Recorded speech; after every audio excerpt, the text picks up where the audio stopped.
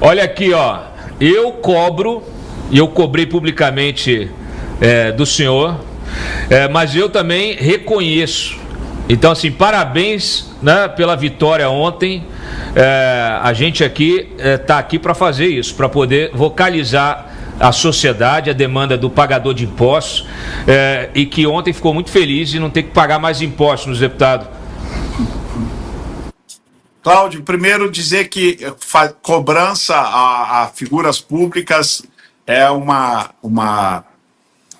função importante de quem tem e exerce opinião pública. Vocês são jornalistas, vocês são da imprensa e nós, homens públicos, temos que nos acostumar com muita naturalidade, com cobranças.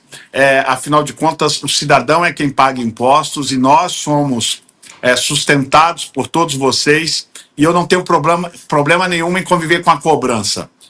Dizer que nós fizemos nossa obrigação ontem. Acho que o parlamento deu uma resposta ao governo que aí está, que já aumentou mais de 30 tributos e taxas ao longo desse tempo, e nós vamos continuar entrincheirados contra o aumento de impostos. O brasileiro não suporta mais uma carga tributária, uma das maiores do mundo, e um país com tanta desigualdade social, e usar esse discurso falacioso e mentiroso de que isso é tirar de rico para ajudar pobre. No Brasil, pobres, média e ricos já pagam imposto demais. Nós precisamos reduzir a carga tributária e diminuir o tamanho do Estado, diminuir o número de ministérios, o número de viagens internacionais que são feitas pelo atual mandatário da República, sua esposa e todo o seu entorno, que vai com um monte de gente para fora, diminuir gastos de todos os poderes da República, inclusive o nosso legislativo, para dar um bom exemplo ao pagador de impostos. Então, nós fizemos mais do que a nossa obrigação e temos que conviver com muita naturalidade a cobranças e críticas como você e o jornalismo brasileiro faz, e a opinião pública. Isso é parte da democracia. Parabéns pelo belo trabalho que vocês fazem. Obrigado. Olha aqui, ó, eu queria que o senhor trouxesse um pouquinho para a gente o bastidor dessa articulação. Eu destaquei até em artigo ontem à noite, falei aqui mais cedo na abertura do programa, dessa composição que seria aí uma oposição ampliada, né, com a presença do PSD, do Republicanos. Não dá para manter essa oposição, deputado? Seria tão lindo. O governo do Lula não ia conseguir mais passar nada. Olha só, primeiro dizer que isso é fruto de uma construção e do momento político.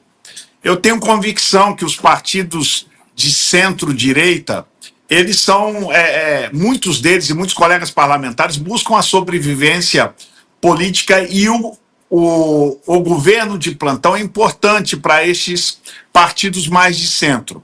Mas eles entenderam que o governo Lula está chegando a tamanho fundo do poço, com descontrole com as contas públicas. Nós tivemos o maior recorde de déficit no mês passado, déficit da dívida pública, e a economia está indo tanto à bancarrota que esses partidos agora começam já a olhar para 2026 com a opção de que não dá mais para continuar com um governo tão perdulário nas questões econômicas como tem sido o governo atual.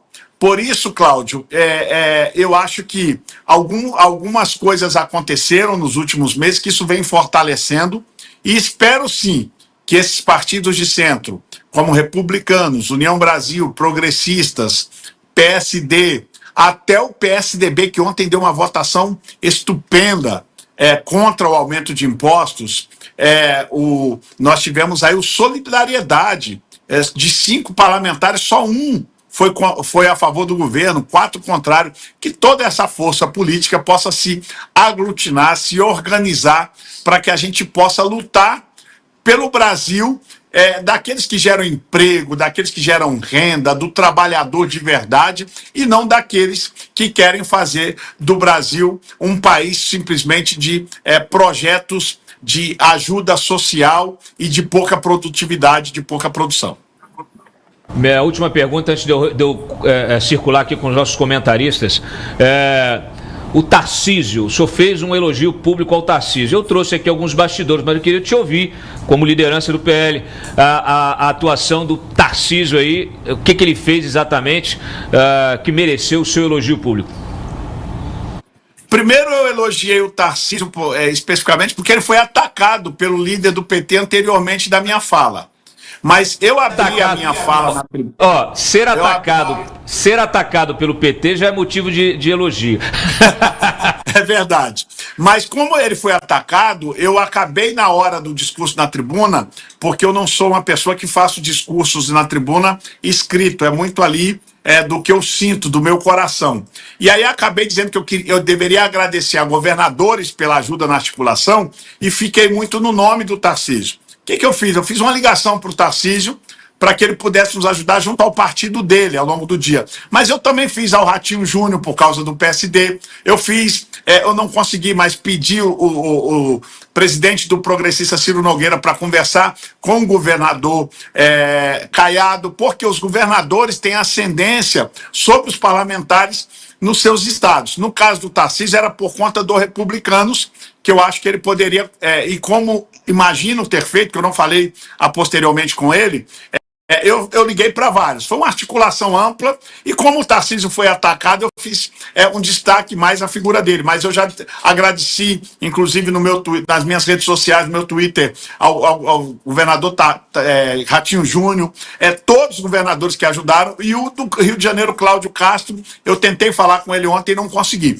Mas foi um trabalho costurado a muitas mãos. Muita gente ajudou, inclusive gente do mercado preocupado com esses 10 novos impostos que seriam criados com esta MP e, graças a Deus, toda essa articulação foi muito frutífera. O Tarcísio, bem como outros governadores que eu acabei de citar, tiveram um papel muito importante para nos ajudar nessas articulações que falei.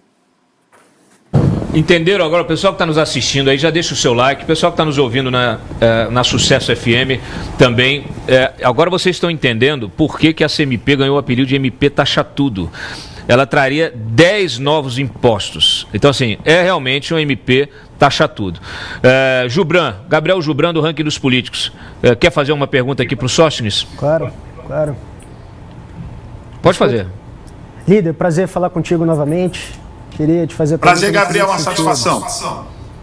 Queria te fazer a pergunta no seguinte sentido. A gente sabe que o governo já está se movimentando para apresentar novos textos aí de mais tributação. A gente escuta falar com relação àquele projeto que revê a desoneração da folha.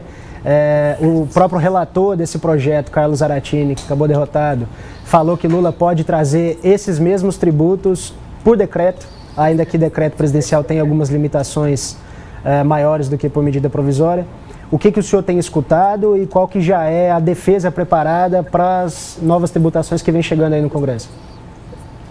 Bom, primeiro dizer que não me surpreende o governo continuar querendo a sua sanha de arrecadação, porque o que ele deveria fazer, que é conter gasto, eles não têm disposição. Eles querem gastar o dinheiro do pagador e continuar nos sobrecarregando com contas e com benécias eleitoreiras um ano antes da eleição. É a irresponsabilidade petista no DNA máximo. Isso não é surpresa. Para mim, no parlamento, depois de ontem, até porque o Lula falou que não vai ceder à pressão do centro, não é? Se ele for colocar em prática o que ele disse, ele, a partir de agora, tem muita dificuldade para provar qualquer coisa no parlamento.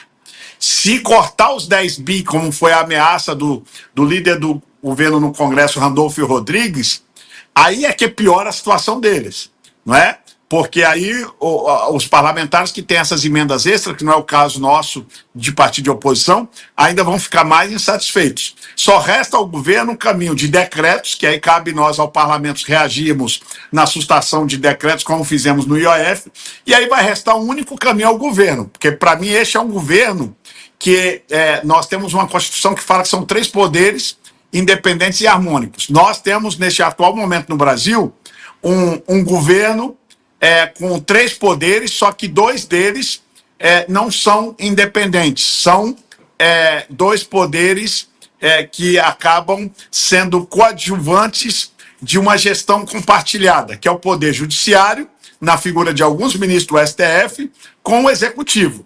Não é independente e harmônico. São dois poderes dependentes um do outro, que se ajudam mutuamente para prejuízos ao país, como foi o caso do IOF, que nós derrotamos o decreto presidencial, eles foram às barras do Supremo Tribunal Federal e o ministro Alexandre de Moraes garantiu o IOF. E agora estão querendo enganar a população que esta votação de ontem da MP seria por causa da perca do IOF. Não, parem de mentir para o povo brasileiro, petistas.